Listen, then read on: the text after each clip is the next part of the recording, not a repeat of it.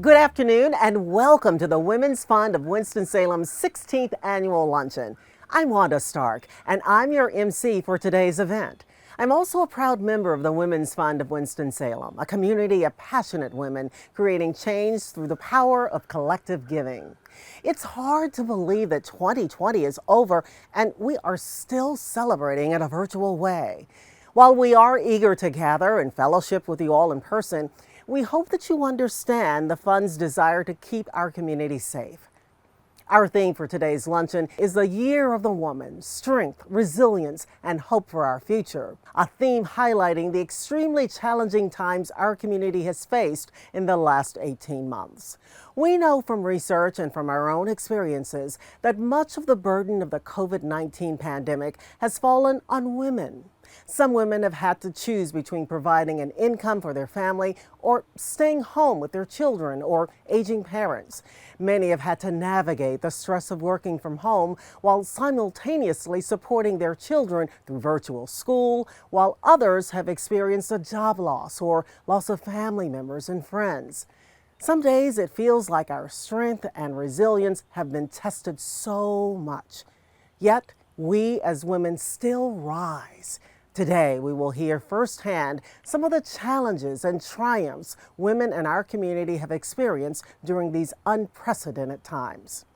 For now, we want to encourage you to follow us on Facebook, Twitter, or Instagram throughout today's event. Please use the hashtag WomenOfWS anytime you post something about the luncheon. We are streaming via Facebook Live in addition to Zoom, so feel free to ask your Facebook friends to join us by clicking on the Women's Fund's Facebook page. I would also like to take this time to thank our generous luncheon sponsors. Special thanks go to our Platinum Leadership sponsor, Truist, our Gold Partner sponsor, Forsyth Magazines, our Silver Partner sponsors, K-Pasa Media, The Chronicle, Trellis Supportive Care, True Alliant Federal Credit Union, and Winston-Salem State University. And our Bronze Partner sponsors, Excalibur Direct Marketing, Habitat for Humanity, Kate B. Reynolds Charitable Trust, Piedmont Federal Savings Bank, Summit School, University of North Carolina School of the Arts, and Z. Smith Reynolds Foundation. We also want to thank the Shalom Project for providing us with an incredible space to film for the luncheon. And lastly, we want to give a very special thank you to the Winston-Salem Foundation for continuing to provide critical operating support so that all funds we raise can go directly to our grant-making, programming, and endowment. We have listed all of this year's luncheon sponsors as well as our annual tribute gifts on the Women's Fund's website. Each year, members and community friends make generous gifts in tribute of those who have most influenced or touched their lives. Gifts in honor or memory of a friend or family member are a thoughtful way to support the organization with donations that help improve the lives of women and girls in Forsyth County. I encourage you to visit womensfundws.org to see the incredible tribute gifts made this year, learn more about the fund, and grantee stories of impact and more. And now, let's get started with our program for this afternoon. First up, you will hear from Gwen Clements and Andrea Hulligan, who will share some words from the Women's Fund and provide some exciting updates. Then, you will hear brief remarks from Latita Smith, the Winston-Salem Foundation's 5th president in its 102-year-old history.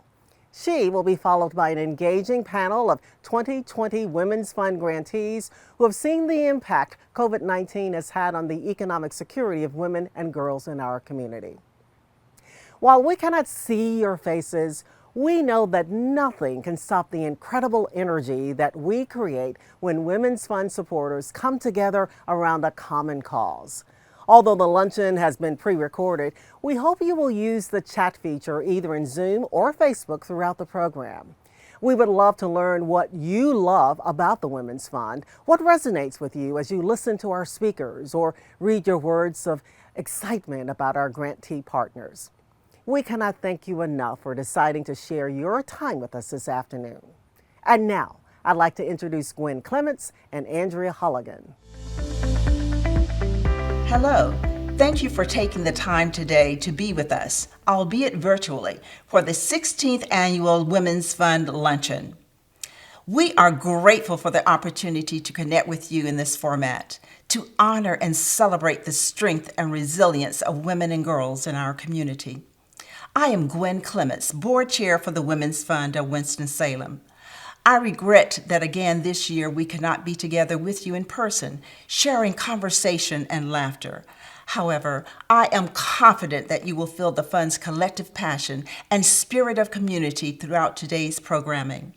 For many of you, these last 2 years have been extremely challenging as we continue to deal with the effects of COVID-19 on our community. The pandemic has disproportionately impacted women, especially women of color, which has further amplified the systemic racial and gender inequities that have been in place for centuries. Yet all of our supporters and community partners continue to show up and invest their time, talents, and treasures to address these issues and create social change for women and girls in our community. Even in the face of a pandemic, you continue to answer the call by becoming members of the Fund, making donations directly to the annual grants fund, volunteering on various Women's Fund committees, donating supplies to other local nonprofit partners, and so much more.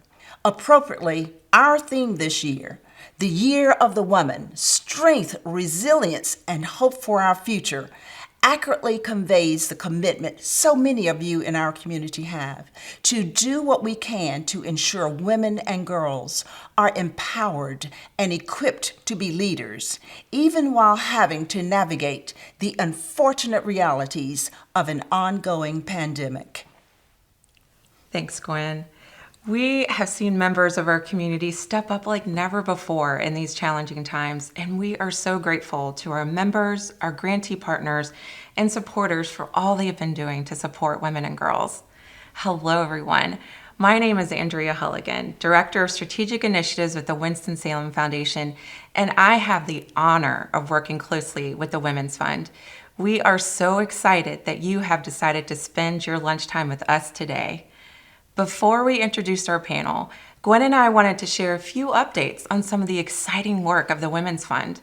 During the first quarter of 2021, the Fund's Research, Education, and Advocacy Committee hosted a 3-part virtual series where nearly 200 of you joined us for conversations rooted in issues outlined in our online 2020 Through a Gender Lens report. If you haven't had a chance to read it, you can visit wfgenderlens.org. Together, we explored the report's data and engaged in honest dialogue to help inform future advocacy efforts focused on women and girls, particularly women of color. Participants identified 4 key areas that the Fund and broader community should prioritize to advance the economic security of women and girls. The 4 key areas are equitable public education, fair and livable wages, affordable housing options, and improved access to childcare. The conversations also made clear that our community is eager to move past talking about disparities and ready to collectively take the action necessary to unleash the full potential of women and girls in Forsyth County. So what's next? The Women's Fund's REA Committee has carefully reviewed the input gathered from all 3 sessions and will summarize our findings on the Women's Fund website in 2022. The committee has also expressed a desire to provide additional opportunities next year for our members and those interested in learning more to gather and learn from one another about actions we can all take in improving the economic security of women and girls. So please stay tuned. In addition to this work stemming from our Through a Gender Lens report and our annual grant cycle, the Women's Fund Board has been determining ways the fund can further its reach. Earlier this spring, the board held a virtual retreat and developed 5 main goals to help shape the work of the fund moving forward. All 5 goals demonstrate ways to engage former, current, and new members in our work so we can better support the mission of the fund. While my time on the Women's Fund Board is coming to a close at the end of this year, I am extremely grateful for the time I have spent with the fund as an individual member, AC Group member, Grants Committee member and chair, vice chair, and chair of the board. I will cherish the work I have done with all of you and the friendships I have made along the way. Most specifically, I would like to thank the board for the opportunity to serve and to those who have supported my efforts with donations directly to the fund for our various projects. The work we do will continue, and I will continue to support the mission of the fund in any way possible. Thank you so much for those amazing words, Gwen. We are so grateful to you and to our other 4 board members who are rotating off this year for your unwavering commitment to women and girls in our community. Catherine Asinas, Phyllis Britnell, Lauren Desai, and Amy Lytle, thank you again for all that you have done to move the work of the fund forward these last 6 years. We are really going to miss you. During the program today, you will hear first from the Foundation's new president, Latita Smith. Then you will have the opportunity to hear a dynamic panel of women representing organizations supported by the Women's Fund last year. Finally, Wanda will reveal our 2021 grantees, a moment we know our members look forward to every year. Yes, that is always such a wonderful moment, and I look forward to the next year when we can all experience that moment again in person. I want to give a special thank you to our panel moderator, Cheryl Lindsay, and our panelists, Joy Nelson Thomas, Eileen Ayuso, and the Reverend Angelica Regalado Cieza for taking the time to share with us today. I also want to express sincere gratitude to our MC, Wanda Stark, for the time she dedicates year after year to help make our annual luncheon special. Thank you for being here with us today. And now we will hear from Latita Smith. Good afternoon. I am Latita Smith, president of the Winston-Salem Foundation. We are so proud to work in partnership with the Women's Fund to sustain a focus on the particular challenges women and girls face in our community and engage those women and girls in designing solutions to expand the opportunities available to them. Our mission at Winston-Salem Foundation is to inspire philanthropy and link resources to action to strengthen Forsyth County. Your commitment to learning, giving, and acting together is that mission in action. I look forward to learning from you. We look forward to continuing to work in partnership with you to engage women in our community in being a catalyst for change and building a brighter future for Forsyth County.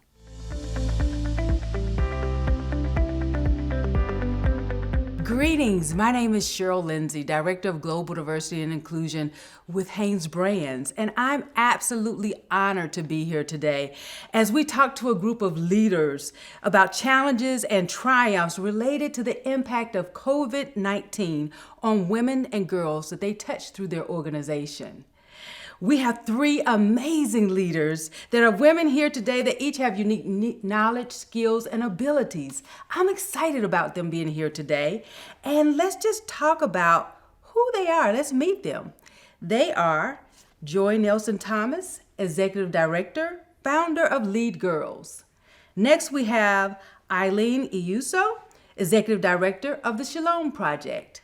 And last, we have Reverend Angelica Regalado Cieza, pastor at Estamos Unidos Moravian Ministry, Ministry of the Moravian Church, Southern Province.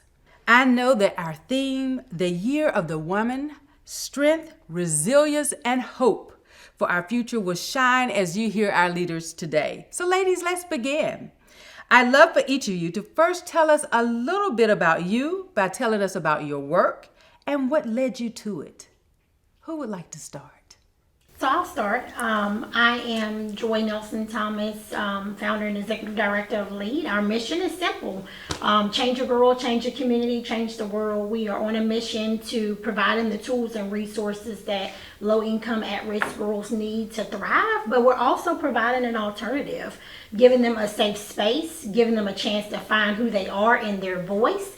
And what really drove me to this work, I would say, is threefold.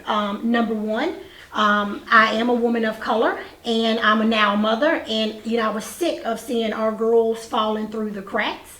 and people painting this narrative over and over about what it should look like. As myself, I had someone paint that same narrative about me, and so I'm also a first gen and raised a first gen, and so just seeing the systemic system and how devastating and how hard it is to really navigate. And then I would also say last is I have no doubt that this is my purpose, and so I'm just really committed to change. I'm Eileen Ayuso. I'm the executive director of the Shalom Project, and the Shalom Project is what I call a nonprofit umbrella. We provide both basic needs for our community and the surrounding community of Winston-Salem, as well as two programs that affect systemic poverty. One of those programs is our Flourish program, which is designed to help single mothers to step up out of poverty. And the second one is an affordable housing initiative through the Peters Creek community arm of the Shalom Project. And we're trying to currently work on 72 affordable housing units here in Winston-Salem. I came to what was then Green Street Church's ministries and as a divinity school intern. In 2005, what drew me to that was I was born poor in inner city New York, and so needed to access services such as was being offered by Green Street. And I later in life also had a situation where I had three small children and had one on the way, and was in need of those services yet again. And I wanted to be in a place that was walking the walk and not just talking the talk. Mm-hmm. So I came here and was asked to be put over those programs, and then to put them under a nonprofit umbrella. Became the first executive director, stayed through 2011, and returned when the job was opened again, because I found out this is the passion for my vocation. I'm Angelica Regalado Ciesa, pastor at Estamos Unidos Moravian Ministry, and I'm also the director of mission outreach with the Board of World Mission, also with the Moravian Church. I'm an immigrant from Peru. My parents decided to move to the United States after 9/11, and I'm the second of 6 children. And in coming to the U.S., I found out that there is a large Hispanic community in this area. After finishing seminary, the Moravian Church ordained me and called me to start a new and emerging ministry in Southside Winston-Salem. And that's where Estamos Unidos kind of was born. It's a ministry of the church, but we're focused on educational programs for Hispanic, for Latino, first generation immigrants. It's our target people, but we also implement programs for their families, like their children's and their children's children. In part of how this ministry started, it was a lot of community outreach, community conversations, and what was needed specifically in this area of Winston-Salem. And parents always talked about the future of their children and the reasons why they came here, and they always said, it is too late for me. Either too late for me to speak English or to learn English. I'm focused on providing for my family. I can't go back to school. I cannot finish. I can't do my GED. So in envisioning this ministry was, we don't want people to say it's too late for me. It is always a good opportunity, a good time. Whatever time in your life you are, you can be what you want to be. Study further and just provide that opportunity for our Hispanic community. And obviously, as a church, we strive to present God's love, hope, and faith in everything we do. Right, wonderful. Each of you are doing amazing work in meeting the needs within our community, and I applaud you all. Our 2020 Through a Gender Lens report shows in many ways how systematic issues have led to women and girls, particularly women and girls of color, not faring as well as men and women, white women respectively. How have you seen COVID-19 exacerbate these issues and the resulting inequities we see among women and girls? When March 2020, when this pandemic started, a lot of our mothers within our ministry start calling me and say, Pastor Angelica, I don't know how to navigate this world.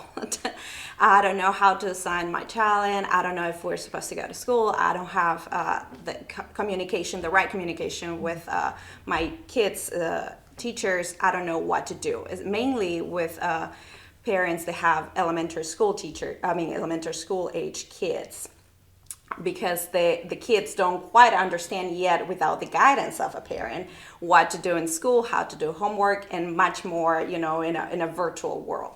So 96% of our participants in our ministry are women, and probably about 60% of them call me and say, what do we do, and how do I do this, or who do I reach now? I have a few contacts with the Winston-Salem Forsyth County schools, but still they needed more assistance. So I said, what do you guys need? I just need basic information on how to log in, how to have access to a device, how to, if I have a device, how to get into the classroom, how to get conversation or connection with the school or with the teacher. Okay, let's see what we can do. I share this concern after praying with a friend, Julie Timberly, which is the director of the Unity Women's Desk.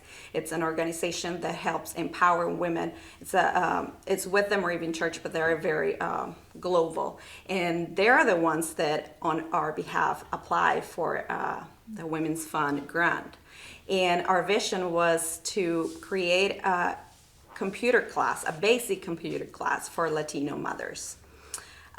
So we thankfully got the grant, and we were able to have 4 classes. We assisted 24 mothers within the area of Southside Winston-Salem, and it was an experience that truly have been a blessing for me and for the parents. Great work, great work.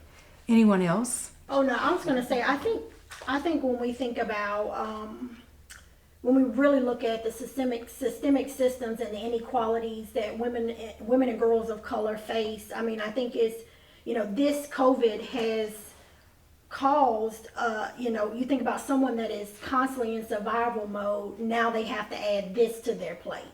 I mean, I think the inequalities in healthcare have rose to the top. I think the inequalities in access, general access, I mean, automatically, we think access to feminine products and all these needs, but now we have, access to just basic things like, even technology. Even when schools providing, computers, there was a lack of internet. And I mean, so like, I think for someone that is constantly in a survival mode, I always look at it like you're adding, it's something else added to their plate. And so, I think, through this pandemic or COVID-19, that has really brought this to the top of another thing to add to someone's list that is already, operating in this kind of scarcity and kind of constant survival mode. And so, that would be my response to what I've seen COVID-19, how it has, like the inequalities have showed up, and now we're asking people that are already trying to juggle, you're putting something else that they have to try to navigate. And I saw it firsthand when, we talk about access to feminine products, something that we take for granted, but it was, our families, I remember having conversations, and it was access to mask and hand sanitizer, when there were masks on certain sides of town, and then like there was like this scarcity of like, I don't even have the basic necessities to protect my family. Yes. And I also think about, we had conversations with mothers who were forced because they were working in factories, like, some employers not taking it as serious, and so they had to make decisions whether do I walk away from this job, do I not walk away? So again, you're putting people in a situation who are already acting in scarcity and the mindset of survival, and you're adding something else to their plate. And so it's something else that they now have to navigate. Yes, yes. And I would just add the lack of affordable housing here in Winston-Salem is a problem already prior to COVID. Many individuals and families are paying upwards of 80% of their income for housing, which is very difficult to save any money at all to get ahead if you're experiencing either situational or generational poverty. But also, it doesn't help you to even provide for your family, so you have to seek other resources that were not necessarily there during COVID. I think it was exacerbated during COVID because with many women being heads of household and dependent on their income to pay for that housing, those individuals and families experienced the threat of eviction because parents lost jobs or had to cut back on hours because of children at home. And so I think that really exacerbated that situation. And, we had to come in and, put in stopgaps as a country so we wouldn't have mass homelessness. So I think that we are one of the counties that really do have an affordable housing crisis, and the people in power really don't have the interest to make it happen because it's not profitable. So, how do we work towards fixing that for our community? I agree with you wholly about trauma. People that experience situational and generational poverty already have had trauma in their lives, and depression goes along with that. Just the immobility, that comes over that. I don't even know what the next step is. I am in survival mode, like you say. And then the trauma of a crisis, like a COVID crisis, comes on top of that. And then you're really rendered, almost immobile all of the time. So Yes. those would be my additions. And the trauma of not only just the crisis in the way that you all explained it, but also the trauma of losing individuals, loved ones, from the youth losing loved ones, as well as everyone losing loved ones and family and friends and members of their groups and organizations that they stood side by side with. That trauma is something that's just a force that we can't even imagine how it impacts every individual. And so let's move on to just talk about the next step, which is about our community. What do you know now about our community that you didn't know before COVID? Now that COVID has hit our community, what do you know now about our community? I would say it's twofold. I think I've learned two different things. I think from one side of the spectrum, how so many people are still so unconscious of the inequities, but then on the other side, like what we can do when we really pull together and we're intentional. This level of intentionality comes into play. What we can do when that starts to happen, and what does that impact look like? So I think that's what I've learned. Yeah. I would agree. The resilience of people really came out for us, and particularly the vulnerable and the marginalized. They really had to fight to survive, more so than some of us that are more privileged, right? And so I think, though, that the power forces the people that underlie the power forces of this community really had a lot of heart. And we saw lots of connections across socioeconomic and racial, ethnic lines, neighborhoods, all kinds of things to help fight a pandemic, which means we have the power to do so much more if we put issues before that underlying community that sit under those people that make those decisions. Yes. I have to agree. The community that I served through this project was Latino mothers, and I already knew that they can really do whatever they put their mind into, but just taking the opportunity that they were given. And some of them, I mean, we're talking about, a single parent, we're talking about hard times, lack of previous education, and just learning something new, but they truly came through. I mean, the opportunity was there, the need was there, the opportunity was provided, and they came through to fulfill a need. And that, for me, that resilience, that willingness, that it's truly, I think, a power that our community, and specifically the one that I'm serving now, has shown me over and over again that yes, we have a lack of certain things, and we may be behind because of the lack of privilege that we may have. But once we present a need and there's an opportunity for us to have a step forward, they take it, we take it, and we take advantage of that. So I truly believe that there's a lot of willingness in continuing, but the lack of opportunities sometimes that it's offered in the areas that we serve, I think the three of us, it's not always there. I would also add, I think this has been the first time when we think about, and I won't go too far into a rabbit hole, but justice, the playing field. Nobody was exempt. Like, you wasn't exempt, like, this doesn't affect me because I'm on a certain side of town, or this doesn't affect me because my children are here. Like, oh, you wasn't exempt. Like, this thing could touch anybody. And so I think, like, for the first time, I think that's where people again realize, like, oh, this is serious. Like, this is affecting everyone, and what it does from a whole economic system, what does it look like? I mean, because it's affecting everyone at this point. So it's for the first time, it's a real, like, oh, we're all in this together. It's a game changer, Oh, right? yeah. Definitely Oh, a game yeah. changer. So I know we talked about a couple of examples, but what other opportunities have emerged because of COVID-19? Other events over the past couple of years that have come up and have emerged and been great for us? I would say, I think, again, being a founder of an organization and just calling it how it is, being a woman of color, oftentimes you see organizations that are under-resourced. I think, like, this level, again, of intentionality, even from funders, and I guess you would say the movers and shakers in the community, just like this level of commitment to organizations that are boots on the ground, that are really making an impact, and that whole idea of, like, okay, we're getting behind this because we know that they're going to move this thing forward. And so, I really appreciate that. I think for the first time also, like, it's not just words being thrown around, like equity.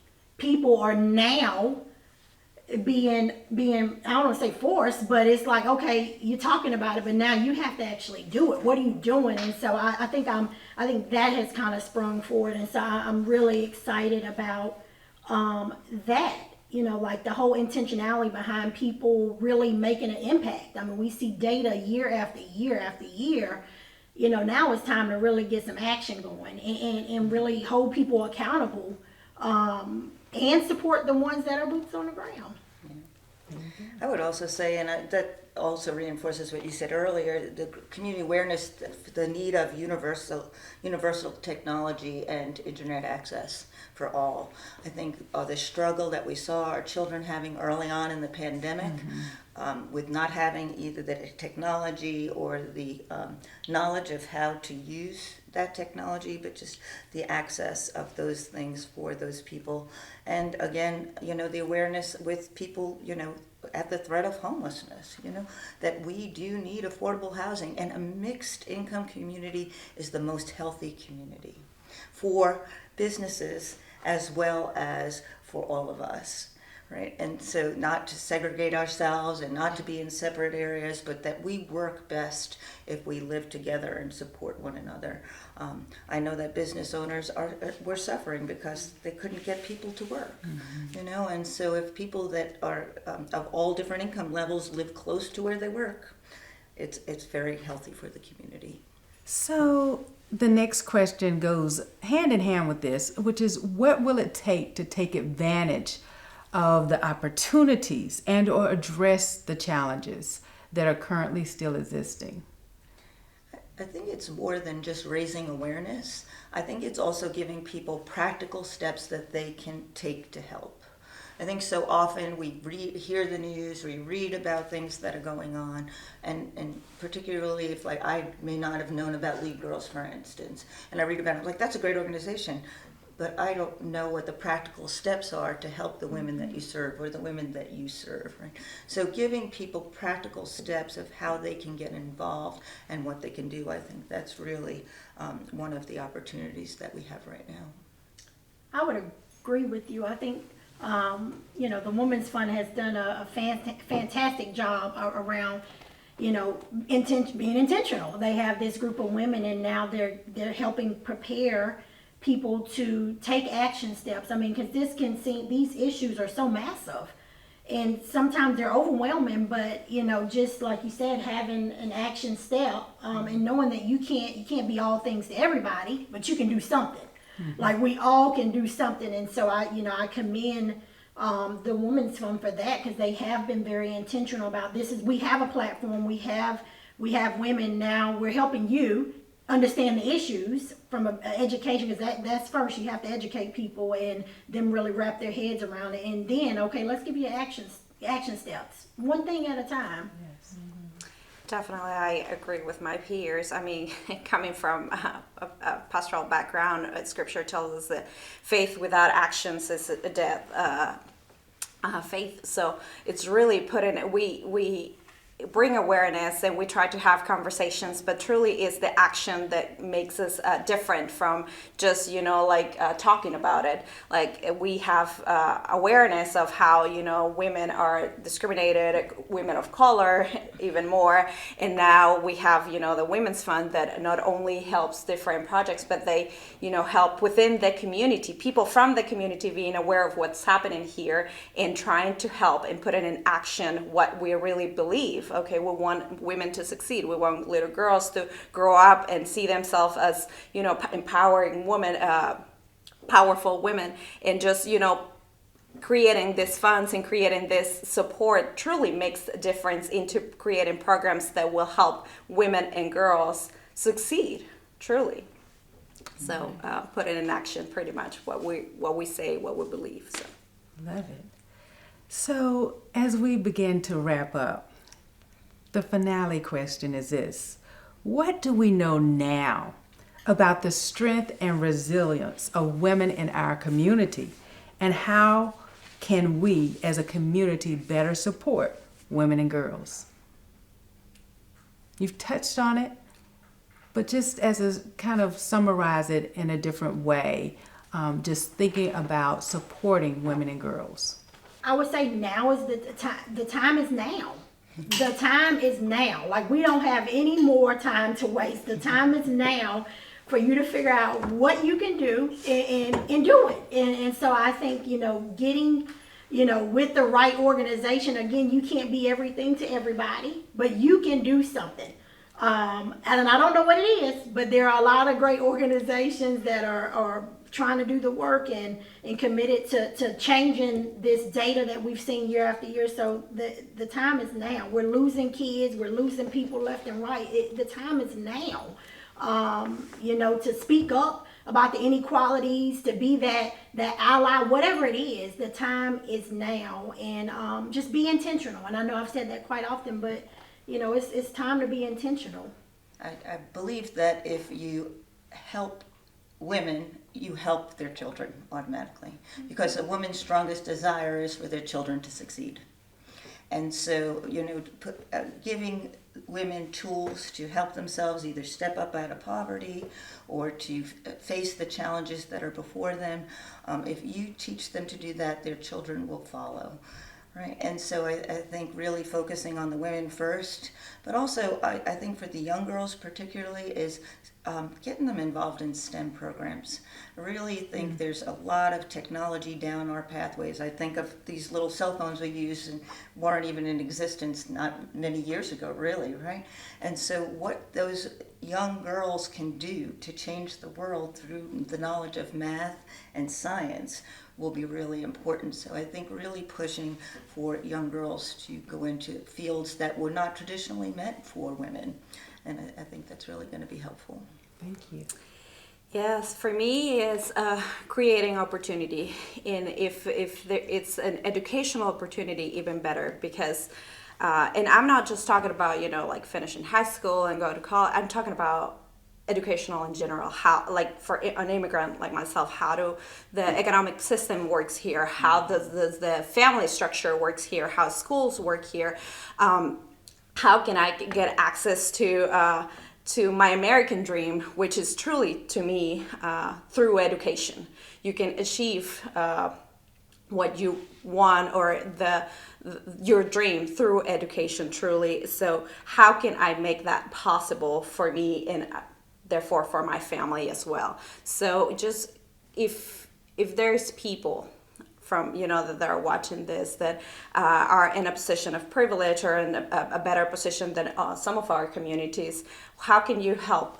Well, if you can teach something, if you can just share your experience of how you did certain things, how you incorporate, how do you get to meet people from other races, how do you, integrate your community, all those are educational opportunities that more of our community, especially the Hispanic community, will like to hear, will like to learn, will like to put in practice. So just providing those opportunities for our mothers, for our women, our girls, and for our community in general. I like what you say about practical education. Unfortunately, we are forced into, certain types of learning and some things. Why not teach kids finance over algebra, right? So there's just some things that we might have those opportunities to change for them. Part of today's theme is women's strength, resilience, and hope for the future. And I know with your insights that you've shared today that we are all just excited about our future, knowing that we can come together, make a difference. The time is now, and we can do the practical things. So thank you for sharing today. Thank you for your insights. And thank you for having this courageous conversation. And thanks to the Women's Fund for hosting this important and courageous conversation. And now I'd like to turn it back over to Wanda Stark, our fabulous MC. Thank you to Cheryl and our panelists. You have provided such thoughtful and engaging conversation about the challenges and the triumphs related to the impact of COVID-19 on women and girls in Forsyth County. The Women's Fund is so grateful to its grantee partners for the essential support they provide. Now, we have come to a special part of our program. Each year, the Women's Fund seeks to support organizations implementing programs that address the challenges women face in achieving economic security so that all women and girls have equitable opportunities. The Women's Fund's unique membership model enables members to pool their financial resources to make grants to improve the lives of women and girls in our community. In addition to providing funding, members participate in the grant-making process by voting on the organizations and programs that will receive funding. This year, once again, our members went above and beyond, contributing additional dollars specifically to grant-making to make a more significant impact. Thanks to the generous support of fund members and 2021 Luncheon sponsors, 9 grantees will receive funding totaling just over $122,000 this year. And now, I am honored to announce this year's grant recipients. Children's Law Center of Central North Carolina is awarded $15,000 to support domestic violence survivors in evaluating their needs and barriers and connecting them to community resources. The Children's Law Center provides legal advocacy for children, focusing on those involved with domestic violence or high conflict custody cases. The Children's Law Center and the Winston-Salem Office of Legal Aid of North Carolina joined together to create Stepping Forward, a program that helps domestic abuse clients create stable lives away from their abusers. The program's target population includes clients who have recently closed domestic violence cases. The program has worked on average with 150 clients per year before the pandemic and anticipates the number of clients will increase again in 2022. City with Dwellings is awarded $15,000 to support a women's peer support program for women experiencing homelessness.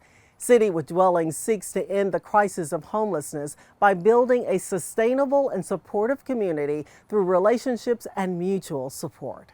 City with Dwellings maintains connections with individuals who visit their overflow shelters year-round through street outreach, case coordination, advocacy, and programming. This year, City with Dwellings hired peer support specialists to work specifically with women and created a peer support circle that meets monthly over the summer. City with Dwellings plans to train additional peer support specialists and expand its hours to better serve the women coming for support in 2022. Eliza's Helping Hands is awarded $15,000 for the Pearls program. Pearls, preparing eager achievers to redirect their lives successfully, strives to provide holistic support to African American and Latina Hispanic girls ages 12 to 17. The Pearls program includes one-on-one counseling, equine therapy, and group sessions tailored to the needs of the girls and covers topics such as communication skills, self-esteem, financial education, and exploring career options. Since its inception, 45 girls have graduated from Pearls, and 4 are currently attending Forsyth Technical Community College. Imprints Cares is awarded $15,000 for the Pediatric Parenting Connections program to provide young moms with postnatal health and parenting support. The Pediatric Parenting Connections program focuses on meeting the needs of high-risk young women ages 14 to 21 who have given birth at Wake Forest Baptist Health Medical Center's Birthing Center. Through the use of an evidence-based model that is adjusted to the needs of each mom, program participants improve their knowledge and understanding of child development and milestones via one-on-one consultation and through peer connection activities. Imprints Cares has already received 43 referrals to participate in the program, with 84% identifying as women of color. Lead Girls is awarded $15,000 to support programs designed to help middle school girls develop critical social and emotional skills. Throughout a multi-session workshop series, LEAD uses dialogue-focused sessions to engage girls in deep thinking and active communication about their challenges, goals, and aspirations. LEAD also teaches age-appropriate financial literacy, career exploration, and academic success strategies. Each girl typically receives 60 hours of services through these programs each year. In 2020, LEAD Girls worked with 229 girls from 27 schools. Their research showed that 95% of program participants report they are thinking about their future, and 94% report they are more motivated to do good things. Neighborhood's Hands is awarded $15,000 for the Girls Rise Up program.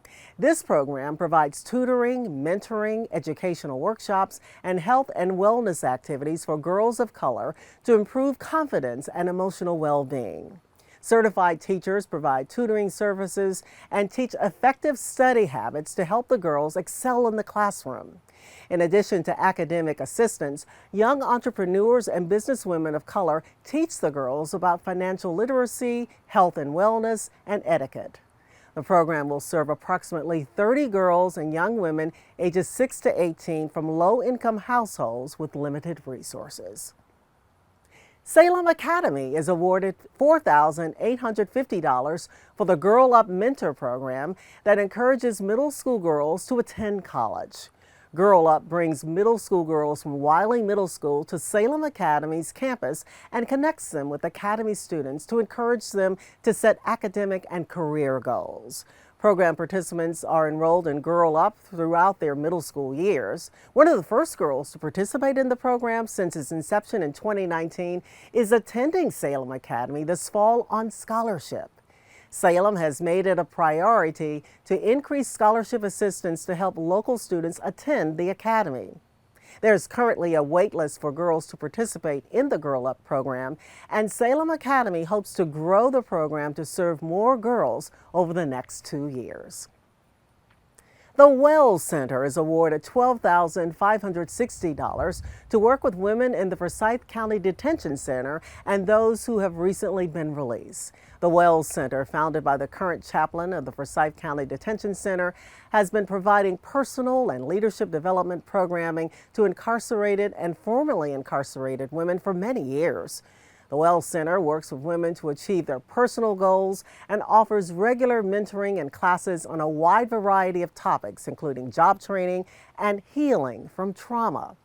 Due to the intense nature of the program, the Wells Center plans to work with 20 to 30 women each year. YWCA of Winston-Salem and Forsyth County is awarded $15,000 to support the Hawley House, a state-licensed recovery facility for women diagnosed with substance use disorder.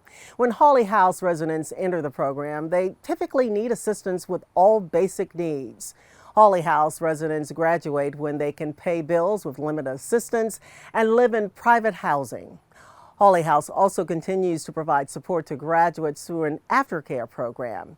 In recent years, 90% of graduates have remained self-sufficient and substance-free 12 months after graduation. Last year, Hawley House was able to expand from 6 to 9 beds, but continues to have a wait list. Congratulations to all of this year's grant recipients. We are so grateful to our grantees and everyone in our community doing essential work to improve the status of women and girls in Forsyth County. The theme of today's luncheon is the Year of the Woman: Strength, Resilience, and Hope for Our Future. We hope that you feel inspired by today's program and that you have learned ways to be a part of the change we all hope to see. Use your power to lift little girls and young women high enough to see a brighter future. I want to thank you for spending your afternoon with us, especially in this unique way. I hope that many of you will join me as a member of the Women's Fund and ask that you continue to financially support the Women's Fund at the level most comfortable for you. To learn more about the fund, become a member, or make your best gift, you can visit the Women's Fund's website displayed on your screen. The Women's Fund luncheons are always so inspiring to me, even when we can't meet in person. Again, this year, we want to end the program by sharing some memories from previous luncheons when we were able to gather in person. We hope you enjoyed the pictures and that you carry forward the thoughts and spirit of this event. Thank you, and as always, we appreciate your company.